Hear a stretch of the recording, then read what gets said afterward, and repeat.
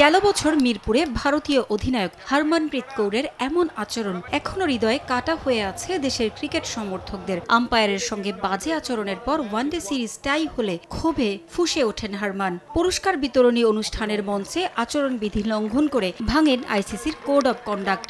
আম্পায়ারের সমালোচনা করে পড়েন শাস্তির মুখে। বছর ঘুরে আবারও বাংলাদেশে ভারতীয় দল।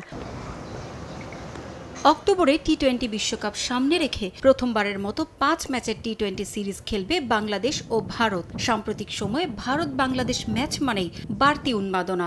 28 এপ্রিল প্রথম ম্যাচের আগে তাই ঘুরে ফিরেই আলোচনায় বাংলাদেশকে খাটো করা হারমানের সেই আচরণ। তবে প্রতিশোধ নিয়ে ভাবছে না নিগার সুলতানা জ্যোতির দল।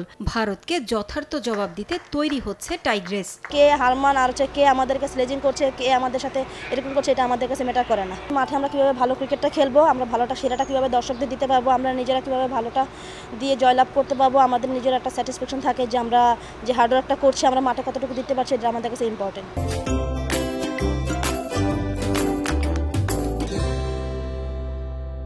দেশের চলমান দাবদাহের মাঝেই সিলেটে ম্যাচ আবহে অনুশীলন করে নিজেদের তৈরি করছে বাংলাদেশ নারী ক্রিকেট দল। প্রকৃতির বিরূপ আচরণের মাঝেও বিশ্বকাপের জন্য নিজেদের প্রস্তুত করাই বড় চ্যালেঞ্জ নাহিদাদের জন্য। এখন যে গরম পড়ছে সবাই তো কষ্ট হচ্ছে, সো আমরা মনে করি as a professional player so এই কষ্ট আমাদের আসলে দেওয়া উচিত না, যদিও তারপরেও আমরা বলবো যে না, আমরা এখানে ভালো, এখানে ঢাকার থেকে এখানে ওয়েদারটা একটু ডিফারেন্ট, সো আমরা মানিয়ে নেওয়ার চেষ্টা করছি। আর এটা মানিয়ে নিতেই হবে। সো আমরা এই ওয়েদার নিয়ে কোনো চিন্তিত না, আমরা আমাদের খেলা নিয়ে চিন্তিত। দুইটা গেম সিনারি আমরা খেললাম, আলহামদুলিল্লাহ আমরা খুবই ভালো খেলেছি। আমাদের ব্যাটাররা খুব ভালো ব্যাটিং করেছে, বোলাররাও খুব ভালো করেছে। সো এই দুইটা সিনারি আমাদের ম্যাচগুলোতে কাজে লাগবে মেন ম্যাচে।